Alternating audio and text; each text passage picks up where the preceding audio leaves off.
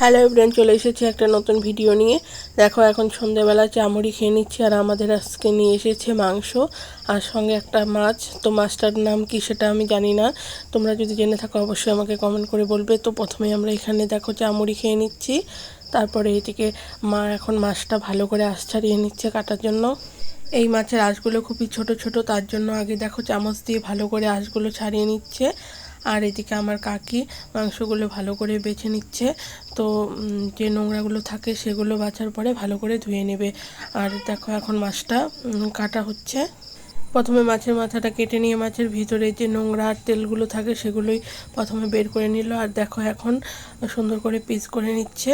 তোমাদের বাড়িতে আজকে রাতের মেনু ঠিক কী হচ্ছে অবশ্যই কিন্তু আমাকে কমেন্ট করে বলবে। দেখো এখন দেখতে দেখতে মাছটা প্রায় কাটা হয়ে গেল। আমি এখন আছি আমার বাবার বাড়িতে, আর এটা হলো আমার নিজের মা। তো দেখো এখন রান্না হয়ে গেছে, আর প্রথমে এখানে খেয়ে নিচ্ছি আলু টমেটো দিয়ে মাছের তরকারি বানিয়েছিল সেটা, আর এখন খেয়ে নিলাম মাংস দিয়ে। তো ভিডিওটা কেমন লাগলো অবশ্যই কিন্তু কমেন্ট করে বলবে। টাটা।